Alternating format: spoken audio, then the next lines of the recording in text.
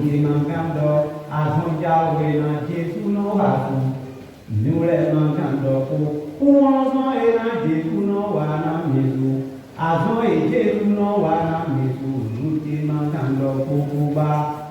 Nous qui mancando, à son Yahweh, dans Jésus, non, à tout. Nous les mancando, pour en et dans Jésus, non, à Jésus. À son et Jésus, non, à Jésus. Nous qui mancando, pour bas. Nous qui repère, nanda pédé, n'a Jésus non wanami. Azon et Jésus non wanami. Nous qui mancando pour bas.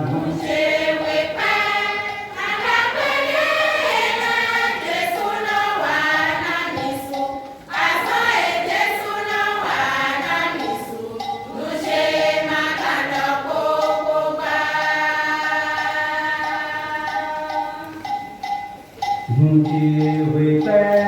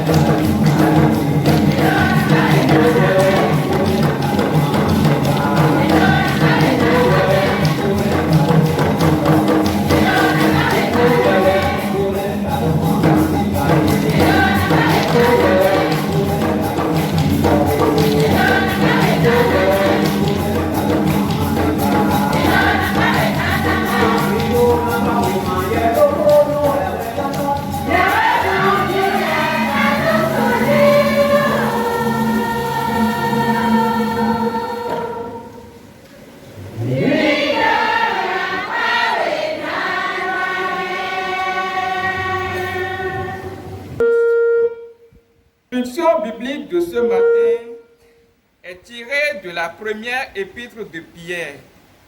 1er Pierre, chapitre 4, versets 1 à 19.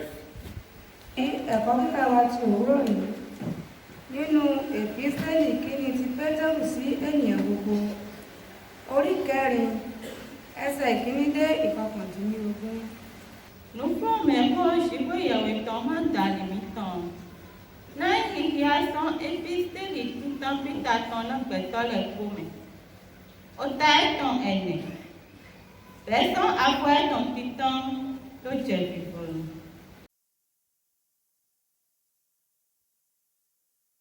Jésus-Christ, on est content ton mère. Au nom de Jésus-Christ le Sauveur, Père, nous te rendons grâce pour pour tous tes enseignements-ci que que tu as fait sortir par ton serviteur, que nous allons lire ce matin, recevoir et les mettre en pratique et pour avoir la vie. Te remercions Seigneur car tu nous as déjà donné des oreilles attentives et un cœur qui reconnaît et des yeux qui aperçoivent le contenu du message. Si c'est pour l'écoute, si c'est pour la connaissance et pour la vision, que nous tous nous ayons cela. Et que nous entendons tous, que nous comprenions tous, afin de reconnaître ta volonté, et que cela ne nous soit pas difficile.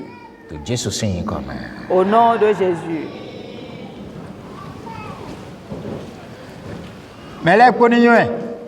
Sachez donc tous, et comprenons donc tous, nous tous, que celui qui a la recherche de Dieu et qui aspire à son royaume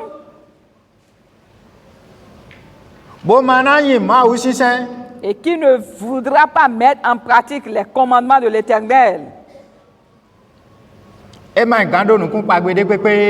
pourra espérer quelques promesses. Et il ne pourra espérer une bénédiction. Il ne pourra non plus espérer les miracles de Dieu. Et le royaume de Dieu est éloigné de lui. Et le royaume de Dieu est aussi éloigné de tous ceux qui sont dans le monde. C'est seulement ceux qui acceptent faire preuve de repentance. Et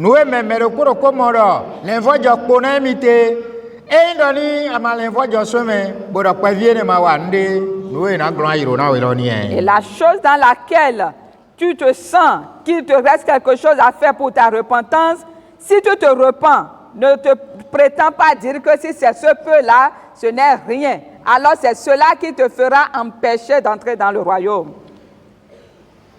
Toutes les paroles de Dieu dites dans ses commandements, c'est pour pouvoir observer ceux qui lui appartiennent dans le monde.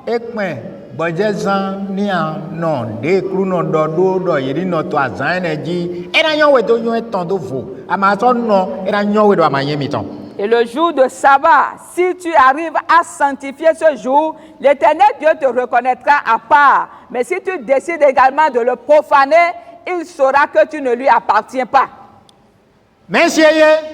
Qui a compris? Qui a compris clairement cela?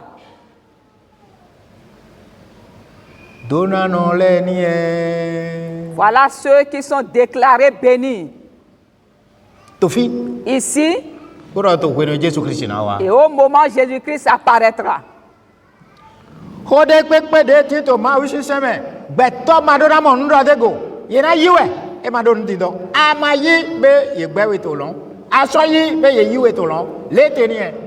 Toute parole écrite dans les paroles de Dieu, quelle que soit sa gravité ou sa difficulté, l'homme doit l'accepter. si tu ne la reçois pas, alors tu seras rejeté dans les cieux. Mais si tu la reçois, tu seras reçu également dans les cieux. Bon, quoi ton dari? Par sa parole, Mais to yuade jile enyo yedo. Emi ton le ni. ceux qui les mettent en pratique, Dieu les reconnaît comme les siens. Mais ma so yuade jile so enyo yedo yema yemi ton. Et ceux qui ne les appliquent pas, il les reconnaît également comme ne l'appartenant pas. Be mi to de ho. Donc nous serons en train de prier. Bona to bibeli hiya. Nous serons en train de lire la Bible. Buena ton do vo me we. Et cela ira en vain. Ouais, do manote to Jésus gbedi de le ji we na so bo. Et na ton do vo me. Et c'est le fait de ne pas observer les ordonnances, les recommandations de Dieu qui nous fera, qui nous tirera dans le néant. E jere me ro ko mi ton to gbelo me ni le to me kontam. Et il faut que chacun de nous dans le monde réfléchisse donc. Mi ma wa fi. Nous ne sommes pas venus ici Na do akodo le gba. pour suivre le diable Po klo e ton le po wa. et ses séductions. Doni kutin o klo e ton wa he ku wa gbe me. Car si la mort existait, c'est la séduction du diable qui l'a amené.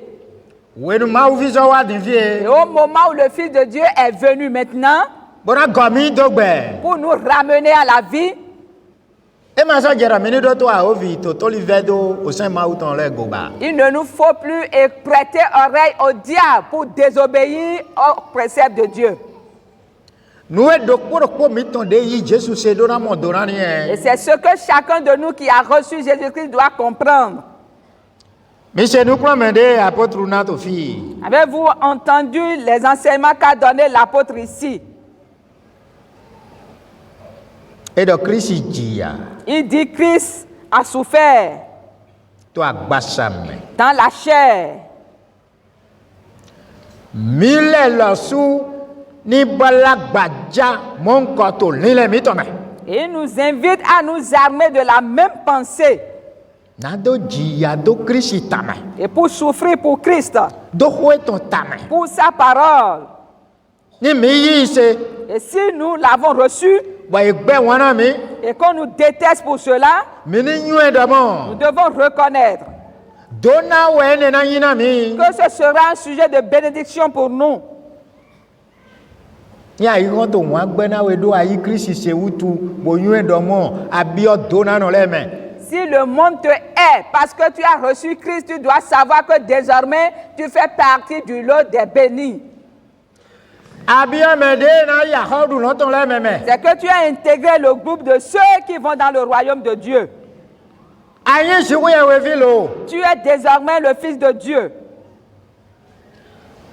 Ahodu no ton to we. Et le royaume de Dieu est pour toi. Fonson kotin tan to we. La première résurrection est pour toi. Nu e si wezun mi ja di do gbe to fini e. C'est là la course que nous sommes appelés à mener ici. U ezon mi do no pli bono to holo ya. Na do mo dona nu do go. Bo do mo te season ni lo. Bo Christ si wiwa unya mana hu mi. Et c'est pour cela que nous nous rassemblons, pour lire la parole, pour comprendre davantage, pour qu'à l'avènement de Christ, nous soyons confus.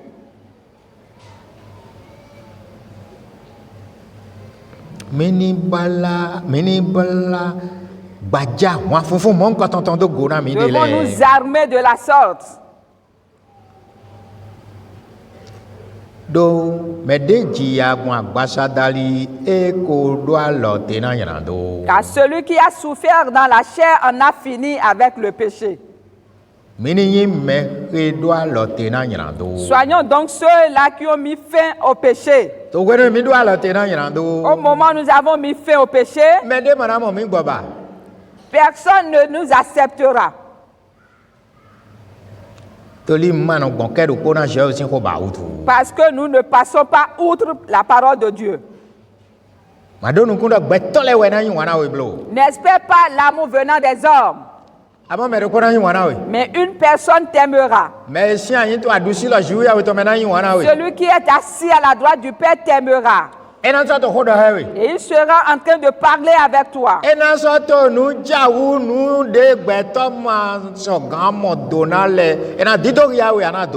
il te fera voir des choses cachées que les hommes ne pourront jamais comprendre. Au moment où les hommes se sont rassemblés autour d'Étienne pour le lapider à cause de la parole de Dieu, mais il do la bota gagné de jouer avec celui qu'on lapidait, Dieu lui a ouvert les éclus des cieux et il vit Jésus-Christ à la droite du Père. Et toi, vous faites ça, il est ton de donna bassa, et ton éternel gancho, pour bien y aller. Christ dit, c'est un état douce la jouer automatique. Moi. Dans les outrages que les hommes lui infligeaient, il avait de la joie parce que Dieu lui a ouvert les cieux. Il a vu Christ qui est assis à la droite du Père. Cela révèle que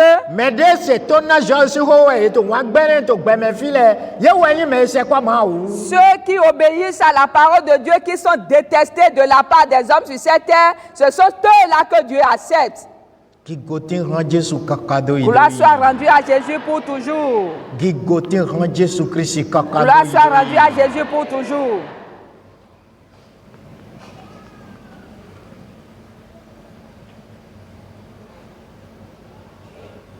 Le deuxième verset dit: on en a fini avec le péché dans la chair.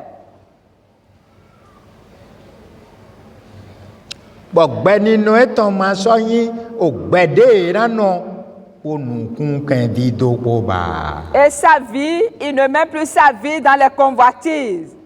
Il ne vit plus selon la convoitise des hommes. Mais il vit désormais selon la volonté de Dieu.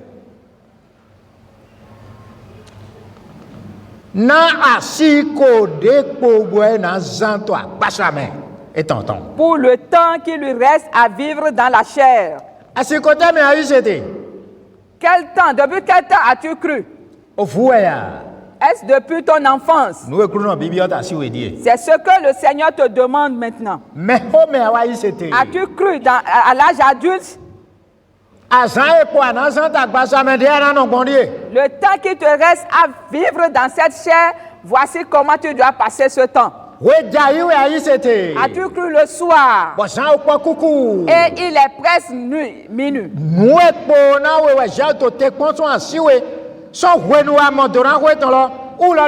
Ce qui te reste, ce que Dieu espère de toi, depuis le moment où tu as compris sa parole, la voici. Que tous ceux qui sont dans le monde écoutent et sachent et reçoivent et commencent par mener la marche. Combien de temps te reste-tu à passer dans la chair?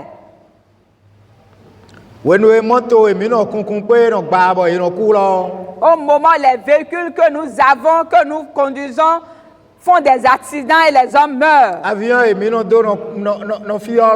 Les avions connaissent de crash et les hommes meurent. Les bateaux connaissent de naufrage et les hommes se noient. Combien de temps te reste-tu à passer dans la chair?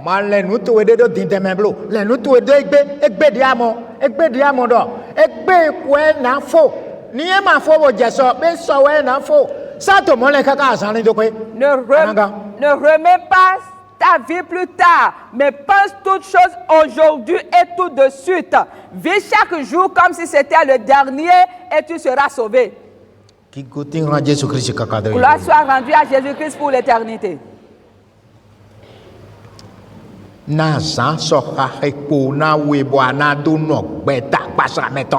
Pendant le temps qui te reste à vivre dans la chair, voyez-vous ces phrases?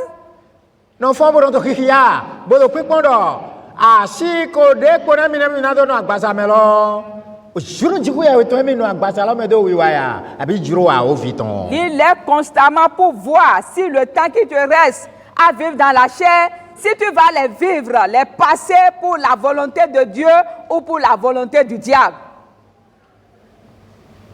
Le troisième verset dit, c'est assez. C'est assez. Na siko de mi do, asiko de mi zan, taïdi dro, de kosile no dro ngodon, c'est assez en effet d'avoir dans les temps passés accompli la volonté des païens. O de kosi, mais mayon, mais ne kosi. Qui appelle ton païen? Mais mayon de peto ma use me wayimo. Celui qui est profane à l'égard de la loi de l'Éternel. Ouais, no yoro kosi. C'est celui qui est appelé païen. E mo bojo, e na dia klona. Quand il voit l'idole, il se prosterne. E ba temple, e fa bojo kondo me pona klojeran. Quand il construit le temple, il va acheter des images, des représentations, s'agenouiller devant ces choses. Mais mayon de to ja osisi awole me. Vraiment zizandeji. Mais là ouais, yoro dona kosi. Celui qui est profane à l'égard des commandements de l'Éternel, qui ne maîtrise rien, qui ne pratique rien, c'est celui qui est considéré comme païen. Ni ato moto fidi boyuedo anawajo silo amoato kosi la si bezan be kosi wa oui. Si c'est là ton état actuel, tu dois reconnaître que en vérité tu viens à l'église, mais ta vie, ton identité, tu es païen. C'est assez. C'est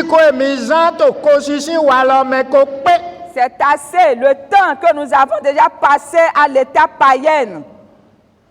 Nous marchons dans la dissolution, dans les convoitises, dans l'ivrognerie, dans les excès du manger et du boire. Et les idolâtries criminelles. Les idolâtries criminelles.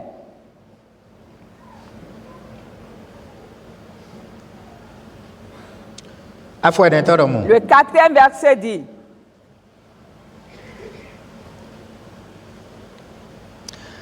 Yena mo gbe mi ton do egbonfo ne mi ton do mi ma soto didri do nu ne leji bautu. Aussi trouve-t-il étrange que vous ne vous précipitiez pas avec eux dans ces choses.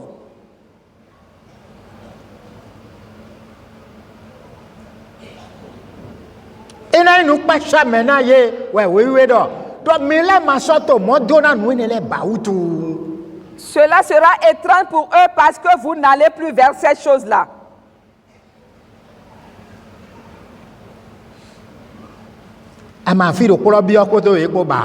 Tu n'entres pas dans le même lieu avec eux.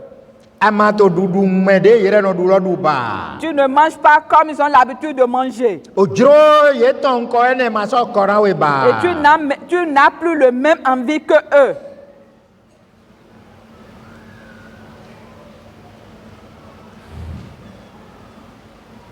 Tu n'es plus dans les excès comme eux.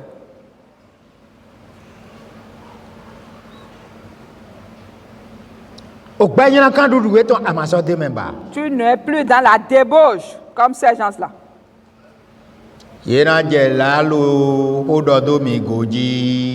Et ils vous calomnient.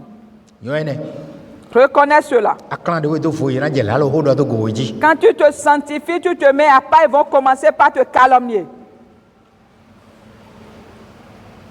Le cinquième verset dit, ils rendront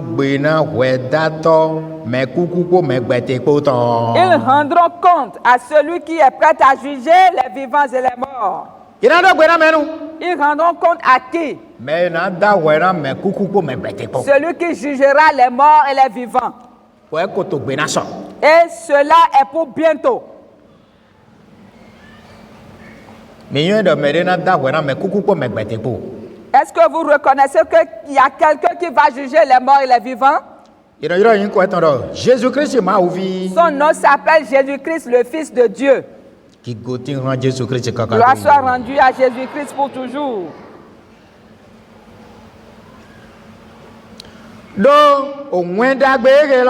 Car l'évangile a été aussi annoncé aux morts. Afin que, après avoir été jugés comme les hommes, quant à la chair, ils vivent selon Dieu quant à l'esprit. Oui. C'est vrai. Jésus-Christ nous a dit. Il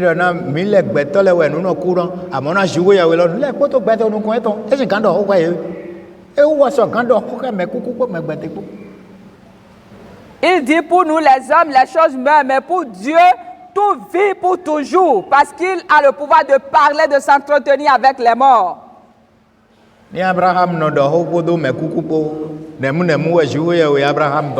Si Abraham s'entretient avec les morts, combien à plus forte raison le Dieu d'Abraham? Gloire soit rendue à Jésus pour l'éternité. Des choses qui sont profondes existent chez Dieu. Et ça, c'est sa parole qui la révèle avant qu'on ne le sache. Il détient les choses profondes.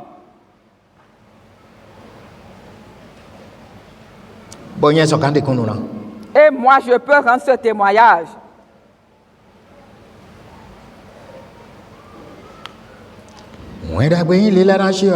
L'évangile a été annoncé aux morts. Et celui qui ne reconnaît pas la puissance de Dieu dira, mais où a-t-on trouvé ces morts? Pour lui annoncer l'évangile. Jésus-Christ le peut bien. Si l'homme lit cette partie, il dira qu'il ne croira pas à cela. Le 7e verset dit: la fin de toute chose est proche. Soyez donc sages et sobres pour vaquer à la prière. Soyez quoi? Sage. Et le sage est d'un caractère sobre pour vaquer à la prière. Le 8e verset. Avant toute chose, ayez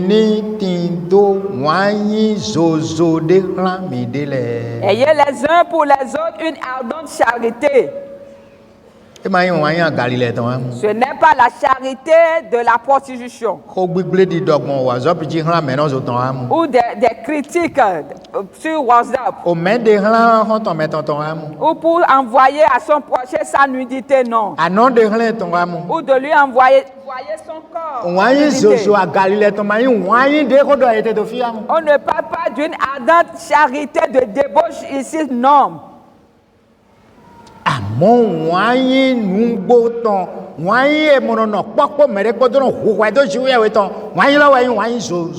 c'est d'une charité sincère qu'on parle ici, une charité qui ne s'associe pas à son prochain pour pécher. C'est d'elle qu'on parle ici. C'est celle qui est appelée ardente charité. Avant toute chose, ayez les uns pour les autres une ardente charité. Car la charité couvre une multitude de péchés. Le 9e verset. Exercez l'hospitalité les uns envers les autres, sans murmure. Sans murmure. C'est ce dont tu as, c'est la capacité que tu as. Tu te serviras de cela pour exercer ton hospitalité. Sans murmure. Parce que quand tu murmures, tu n'as plus rien fait. Le 10e dit, comme de bons dispensateurs des diverses grâces de Dieu,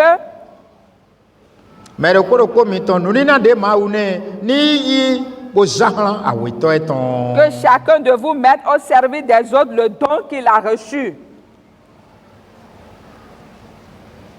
Le 11e verset dit, si quelqu'un parle,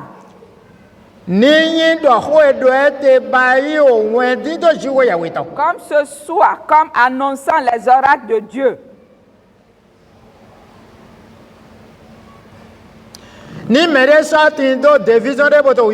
si quelqu'un remplit un ministère, il le remplit selon la force que Dieu communique, afin qu'en toutes choses, Dieu soit glorifié par Jésus-Christ,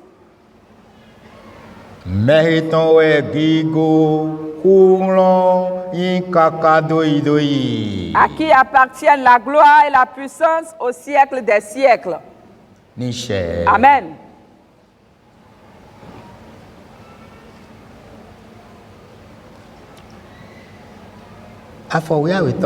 Le 12e verset, écoutez bien. Bien-aimés, ne soyez pas surpris comme d'une chose étrange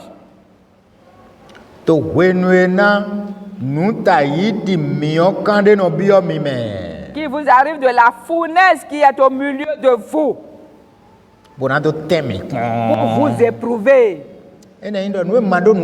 Cela veut dire que des choses que vous n'espérez point, que l'homme peut semer, il va le faire subitement au milieu de vous pour vous entraîner à mal parler et pour vous pousser à la haine, pour exciter en vous la colère, et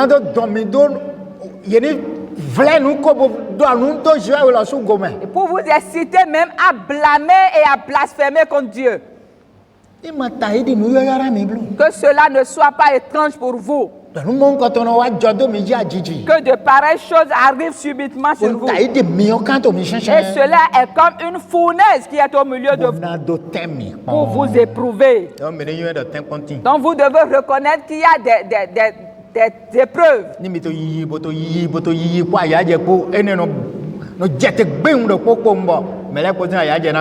Quand vous évoluez avec joie, cela survient et la joie de tout le monde disparaît d'abord. Cela ne doit pas être ainsi. Nous devons reconnaître ce qu'a fait l'ennemi et reconnaître qu'il est en train d'éprouver. Et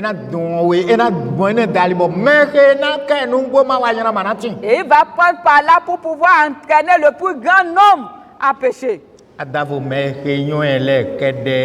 C'est seulement ceux qui reconnaissent cela qui seront en train de prier et vont garder le silence et seront en train de parler avec Dieu. Et l'Éternel Dieu va les exaucer.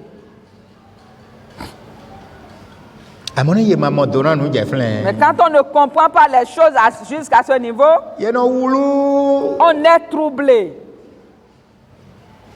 Et ce trouble amène l'homme à parler, à blâmer, à dire toutes mauvaises choses.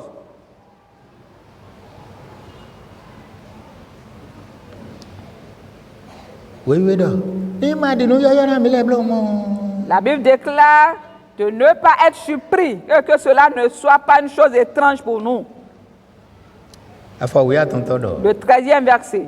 Et si vous voyez les choses ainsi, réjouissez-vous au contraire.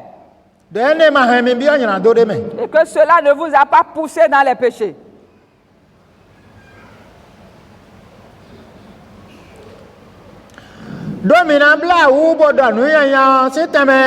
Au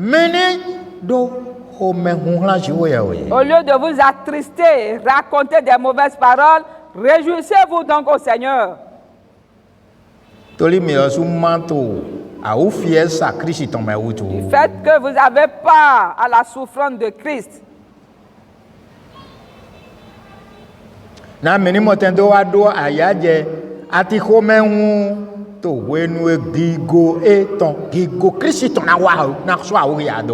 que vous soyez aussi dans la joie et dans l'allégresse lorsque sa gloire apparaîtra. Donc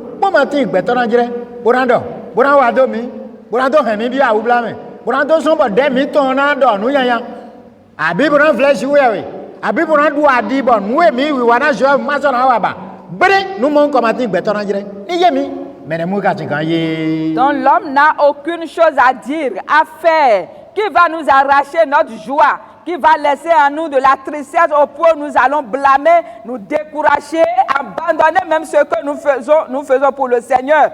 Jamais que cela ne soit pas ainsi. Combien de personnes peuvent-ils comprendre ceci? Le 14e verset dit: si vous êtes outragé pour le nom de Christ, vous êtes heureux, vous êtes bénis.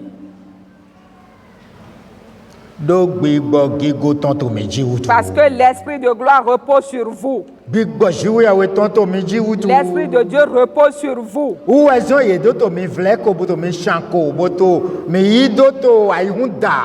C'est pour cette raison que vous êtes outragés, foulés aux pieds des hommes.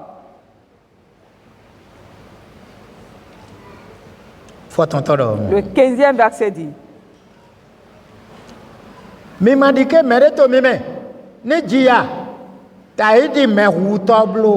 nul de vous, en effet, ne souffre comme meurtrier, ou voleur, ou malfaiteur,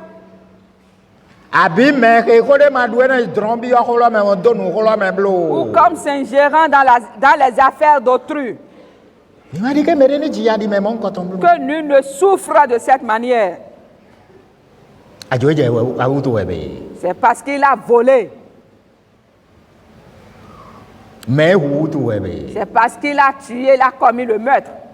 C'est à cause de ce mal, de cette mauvaise chose qu'il a fait. C'est parce qu'il s'est ingéré dans les affaires d'autrui. Il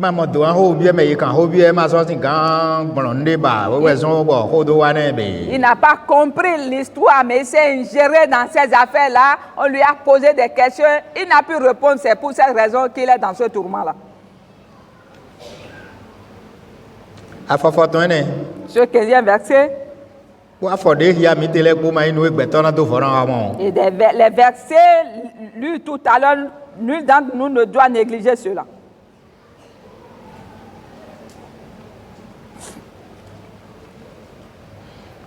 Le 16e verset dit: si quelqu'un souffre comme chrétien, qu'il n'en ait point honte. Et que plutôt il glorifie Dieu à cause de ce nom qu'il porte.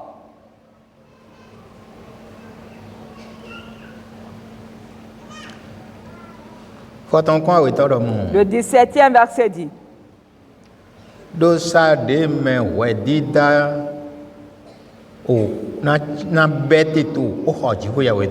car c'est le moment où le jugement va commencer par la maison de Dieu. Or, si c'est par nous que le jugement commence, quelle sera la fin de ceux qui n'obéissent pas à la parole de Dieu? Surtout à l'évangile de Dieu. Le 18e verset dit: et si le juge se sauve avec peine,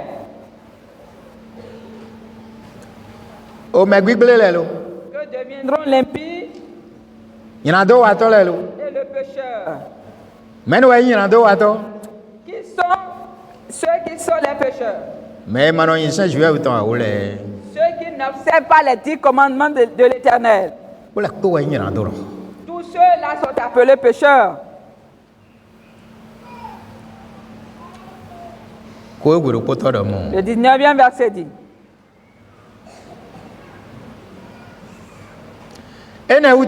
Ainsi, que ceux qui souffrent selon la volonté de Dieu remettent leurs âmes à Dieu.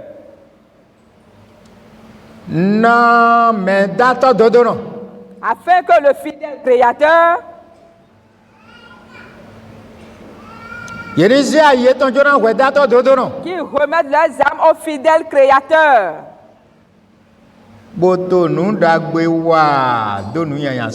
En faisant ce qui est bien à la place de ce qui est mal.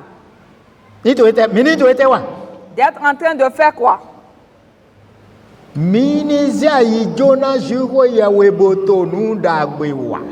Que nous remettions nos âmes au fidèle Créateur en faisant ce qui est bien.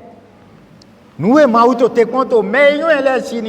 ce que Dieu espère de ceux qui le connaissent. Et si nous le connaissons, donc c'est ce qu'il espère de nous. Combien ont-ils compris? Combien de personnes ont-ils vu cela? Voilà ceux qui sont bénis. Voilà ceux qui seront certainement sauvés. Celui qui néglige ceci et prétend faire l'adoration s'est trompé. Et ne devons pas nous tromper nous-mêmes.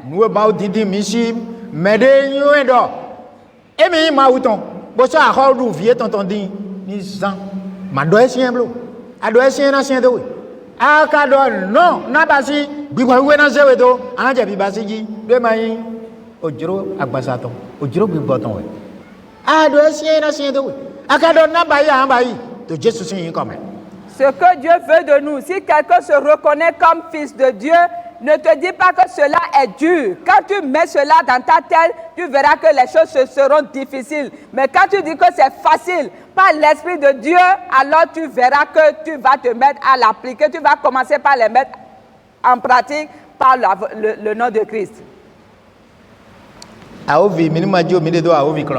Ne nous laissons pas séduire par le diable. Pour dire que ce que Dieu veut de nous, ce qu'il nous demande est vraiment compliqué, c'est vraiment difficile. Quand tu dis cela, alors tu vas te sentir être difficile, cela te sera compliqué quand même. Voici ce que Dieu veut et je dois le faire, alors tu le feras.